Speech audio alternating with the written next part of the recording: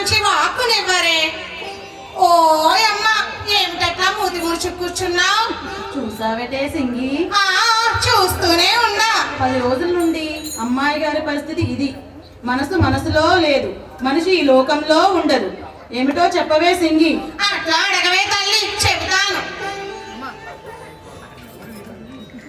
ఒంటిలో పుట్టిన నలత గురించి అడుగుతుంటా అంటే, మనసులో పుట్టిన మమత గురించి అడుగుతుంటా అంటే ఒట్టు.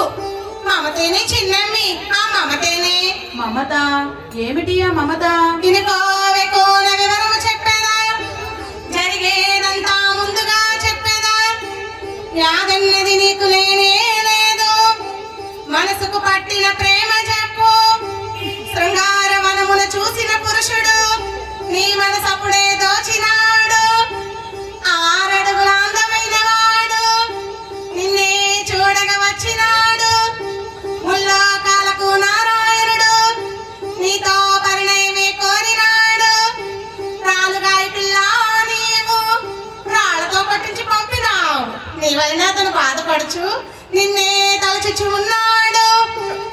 ఆది దేవుడు అతడే కాదా, శ్రీనివాసునిగా వచ్చినాడు. నీ పరిణయమే తప్పక జరుగు, నీ దిగులంతా తీరిపోను. ఆకాశరాజుది జన్మము ధన్యము, ధరణీ దేవిదే పుణ్యఫలము. నిక్కముగానే నిజమే చెప్పేదా, చెప్పిన వాక్కు తప్పదు ఎప్పుడు. నీకు దైవ బలమున్నది, నరుల అడ్డుపడితే నీకేమి కాదు నీ మనవు. ఓయమ్మా, మారు మాట్లాడక మన ఒప్పుకోవే. ఏమిటే నీవనేది? ఎవరో దారిని పోయేవాడికిచ్చి పెళ్లి చేయమంటావా? గుడిసెకు గోపురానికి ముడి పెడతావా? చాలు చాలు, ఇక నువ్వెళ్ళు. కళ్ళెర్రజేసి కసుపు సన్న కాగల కార్యాలు కాకుండా పోడు తల్లి. నీ నలుసు కోరిక తప్పక నెరవేరుతాది. నీ బిడ్డ వరించేది దారిన పోయేవాడు కాదు తల్లి. దొరలకి దొరవాడు దొరకని వాడు, ముల్లోకాలకు నారాయణుడు. ఇప్పుడొక సత్యము చెబుతా వినుడు, ఇంకొక గడియ తదుపరీక్షకు యోగిని మాత ఒకరు వచ్చి పెళ్లి ముచ్చట్లాడెదరు. అరమరి లేక సరి అనుడి, అంతా శుభమే జరుగును మీకు, అంతా శుభమే జరుగును మీకు.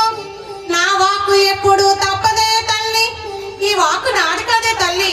అంబ పలికిస్తుంది, నీకు అంతా శుభమే జరిగిన తల్లి. నీ పెళ్ళైన తదుపరి మరలా వచ్చదు.